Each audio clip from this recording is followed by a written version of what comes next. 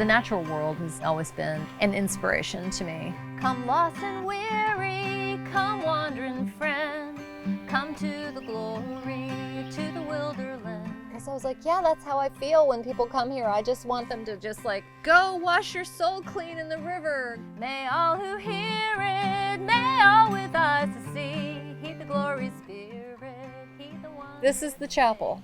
And it's kind of like I got to write my own future. Glory, glory, glory be.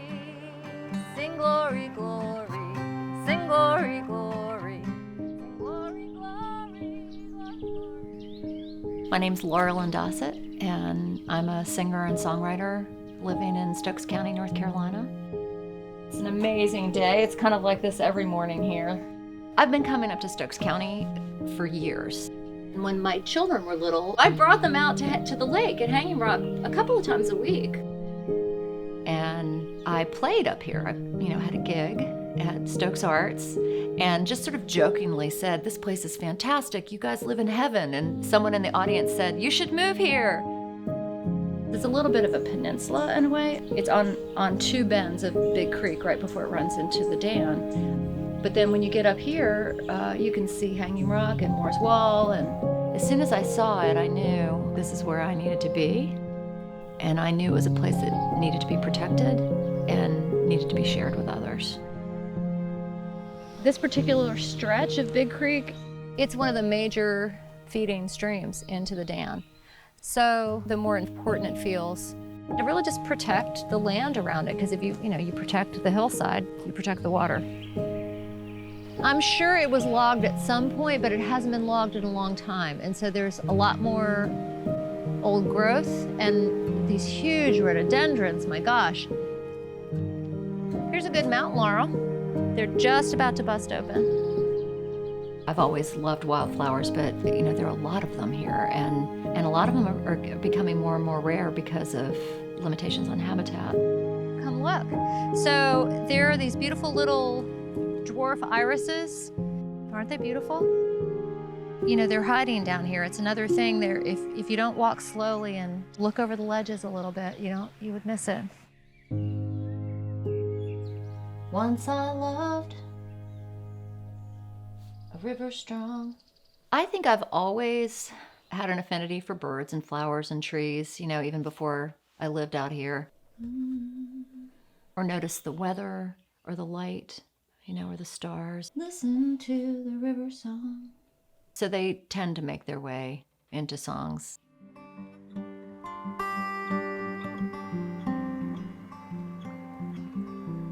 There are a couple of songs that are, I guess you could call them environmental songs. And we gather at the river, and we stand along her shore.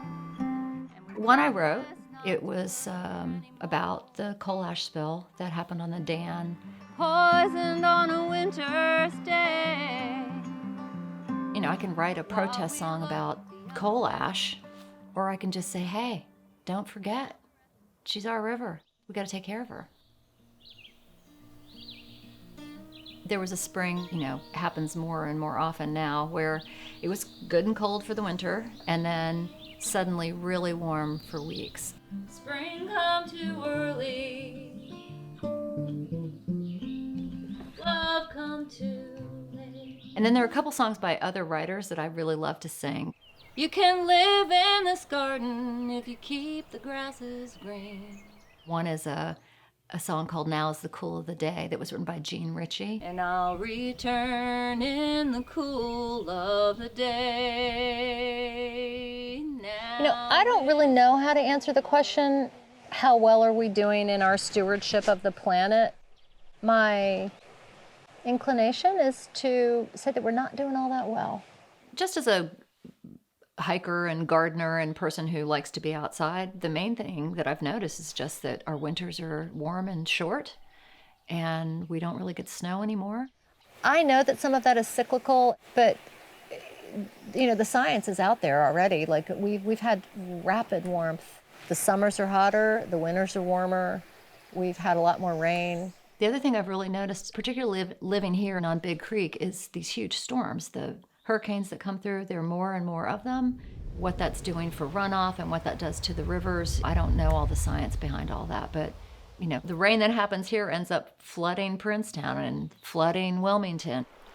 There are times, during hurricanes and big storms where the water's almost as high as where we're standing. And it just rushes, giant trees.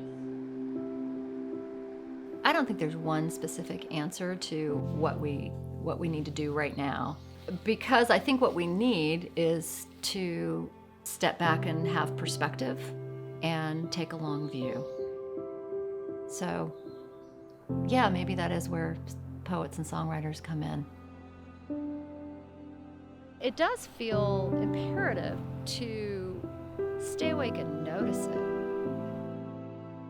How we're going to solve climate change and global warming is not going to be fixed by a musician.